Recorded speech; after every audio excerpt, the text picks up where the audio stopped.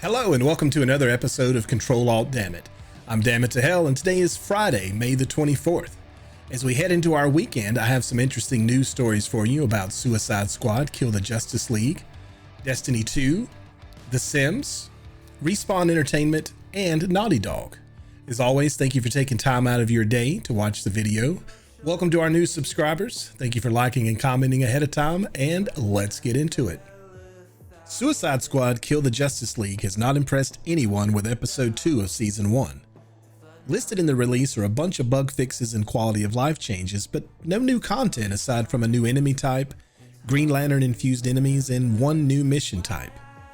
Already mired in contempt over being a game in the Arkham universe that didn't focus on Batman, Suicide Squad was met with resistance at launch, with many people scoring the game poorly without playing it over the fact that Batman wasn't the focus. Since then, though, Rocksteady has made it easy for players to continue to criticize their game by releasing a season that was honestly pretty terrible, and only seemed to try and timegate the player. Lack of variety in its activities was the biggest issue for most players, as having to repeat those activities over and over in order to gain the currencies to do higher tier activities for better loot made for a very hollow experience.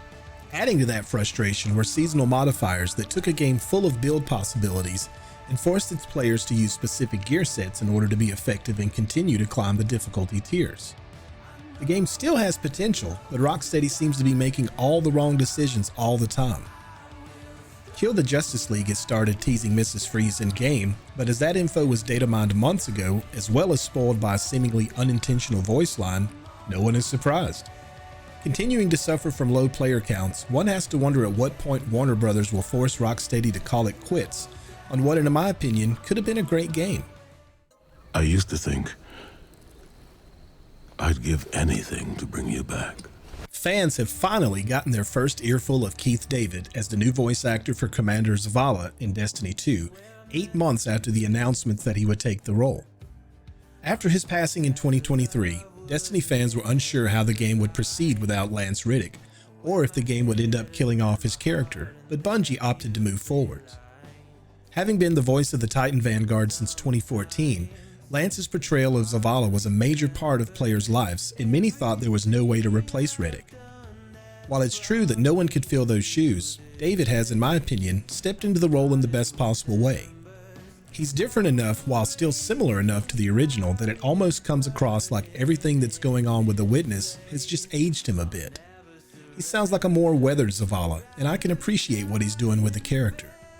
Having played Destiny since late 2014, I'm sure that I'll still get misty and nostalgic when I talk to him myself in game, but I am looking forward to where David and Bungie takes the character in the future. I won't lose another soldier in this war. The Sims Twitter account posted a message to its players on Thursday the 23rd, stating that they had assembled a team to tackle player concerns. This is likely good news for the Sims player base, but it also prompts me to ask why there wasn't such a team already. Obviously, I'm no game developer, so I guess I just assumed that teams like this were normal in game development. Regardless, in addition to letting its players know that the first of these patches would be releasing later in May, they shared a link to the laundry list of planned fixes for the first patch. Listed are 35 things from the base game and its various expansions, as well as a promise of future patches every 2 months. Released nearly 10 years ago in 2014, The Sims 4 has 15 expansion packs, each priced at $39.99, adding up to $600. This does not include the game packs, stuff packs, or kits, which bring the total for all content to just under $1,100. $1,100. Damn, EA.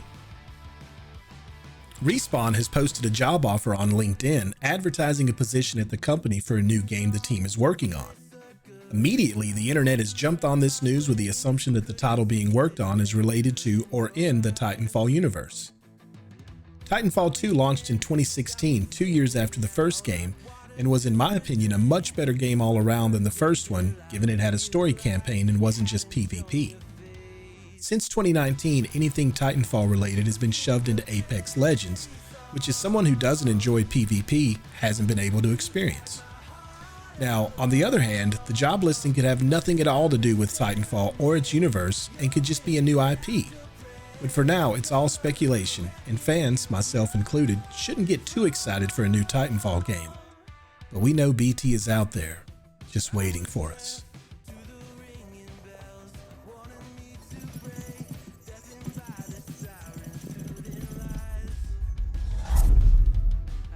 Founded in 1984, Naughty Dog has been creating successful gaming franchises for years in titles such as Crash Bandicoot, Uncharted, Jak and Daxter, and The Last of Us.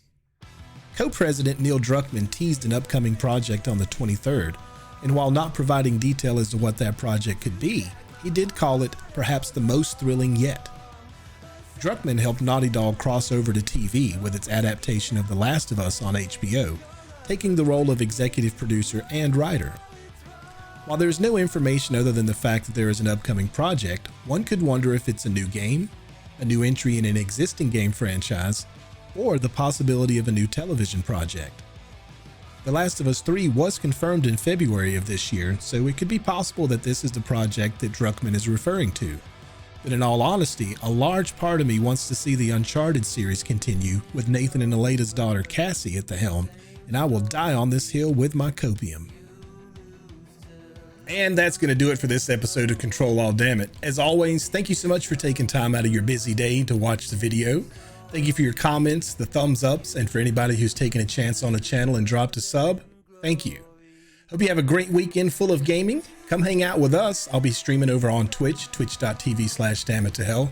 I play a lot of different games, so you never know what you may see, but give us a shot, come hang out. Hope you have a great Friday, and until we meet again on Monday, be safe, be sexy, touch your butt. Seth McCasey.